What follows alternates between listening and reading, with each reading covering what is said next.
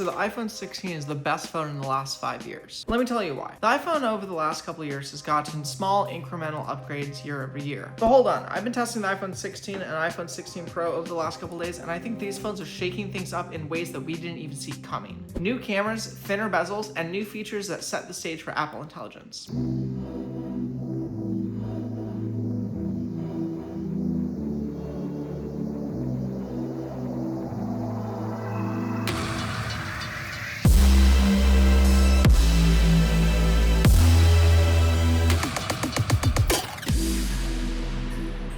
I think that this year, more than any other year in the past few years, does the base iPhone feel like a flagship phone. Solid design, good specs, amazing colors, and a decent price. From just a glance, you can tell that this is the new iPhone, but the differences in this year's iPhones aren't just new colors and a slightly different camera layout. There are a few similarities from past years here. The iPhone 16 has the same 60Hz display, but now goes all the way up to 2000 nits peak brightness. For the Pros this year, we have the same 120Hz display as usual, but it also has a 2000 nit peak brightness. The bezels on the base iPhone 16 also stay the same, but on the Pros are roughly about 30% thinner. If you look at them side by side, you can really tell the difference. Hardware isn't just what's on the outside of the phone, but on the inside too. These phones also get a spec bump from last year all the way up to the A18 and A18 Pro chipset. For the first time in many years, both of the iPhones have the same series chip in them. Both of the phones have a pretty sizable jump with their internals. The iPhone 16 line, including the base line, comes loaded with the current gen A18 chip and 8GB of RAM on both models. From my experience, this is overkill for about 99% of the things you're ever going to be doing on these phones. When recording video and the on-device AI processes, you're really going to need some of these spec boosts. Overall, I think the hardware of these phones are amazing, and I will say these phones attract fingerprints way less than last year's iPhone 15 line.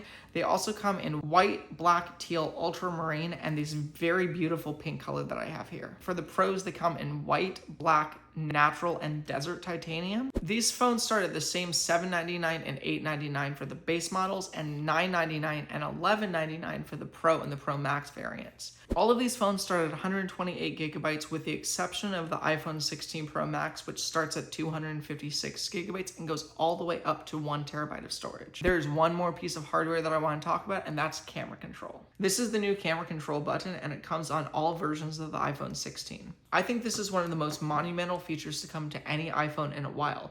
From a photography standpoint, most of your time is spent in editing, and with the camera control paired together with the style function inside the default camera app, you can cut your work in half. The camera control is a physical button paired together with a pressure-sensitive touch control. One press to open, second press to take a photo. But if you double tap half press, this UI pops out from the side of the phone and exposes functions like exposure, zoom, styles, and tone. Then you can bring up this D-pad that's in the top left corner that allows you to dial in on the look and feel of your photo and switch between styles. It allows you to change the undertones, moods, and color of the photo before you even take it.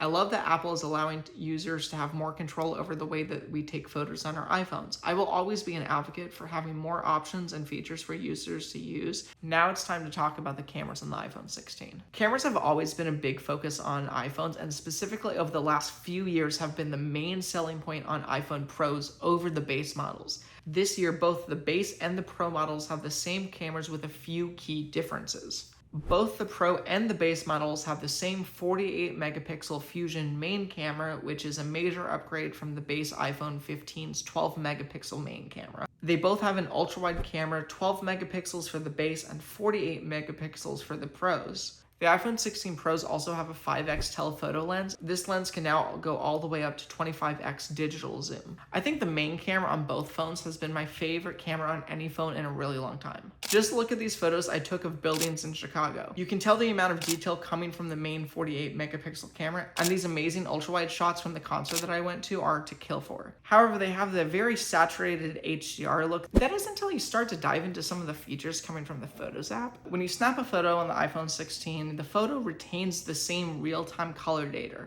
Essentially, all of the features that we love about the camera control can be replicated in the Photos app after you take the photo. You can even change the focal point of an image after you take it. I cannot stress how big of a deal this actually is. And these features are available across every iPhone this year, not just the Pros. The iPhone 16 is the first phone built from the ground up for Apple Intelligence. And we are going to be getting the first wave of AI features here in the next couple days if they aren't out by the time this video goes live. I don't think people realize how big of a deal some of these AI features actually are. Features like the new, smarter, and more personalized Siri are going to change the game in the AI assistant space. Having an on-device assistant to at a glance just give you important information from messages, notifications, and your mail is going to be life-changing. This is just the beginning of what Apple Intelligence can do. Apple Intelligence is the first and only assistant to truly be able to interact with you and really know who you are. This is just the beginning of this technology, and it's only going to get more personable, smarter, and more powerful. We will look back in a few years and think, how did we ever live without this? You may be asking which one you should choose to buy. The iPhone 16 this year is not just the hardware, it's also the software. I think for the first time in many years, the base iPhone might be the best for the majority of people, and that's what I'm going to be recommending.